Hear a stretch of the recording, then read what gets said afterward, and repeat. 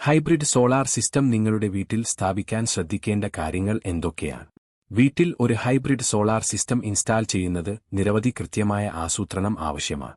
നിങ്ങളുടെ ഊർജ്ജ ആവശ്യങ്ങൾ വിലയിരുത്തുക. നിങ്ങൾക്ക് ആവശ്യമുള്ള സിസ്റ്റത്തിന്റെ വലുപ്പം തീരുമാനിക്കുന്നതിന് നിങ്ങളുടെ വീട്ടിലെ ഊർജ്ജ ഉപഭോഗം നിർണ്ണയിക്കൂ.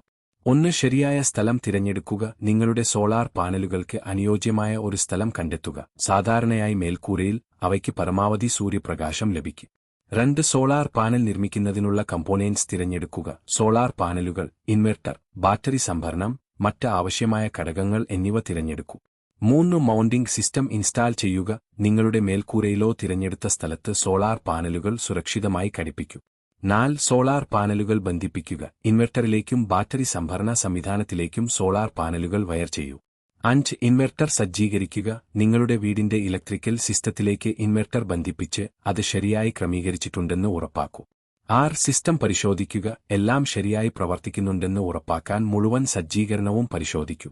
7 നിരീക്ഷിക്കുകയും പരിപാലിക്കുകയും ചെയ്യുക. സിസ്റ്റത്തിന്റെ പ്രകടനം പതിവായി നിരീക്ഷിക്കുകയും ആവശ്യാനുസരണം അറ്റകുറ്റപ്പണി നടത്തുകയും ചെയ്യൂ.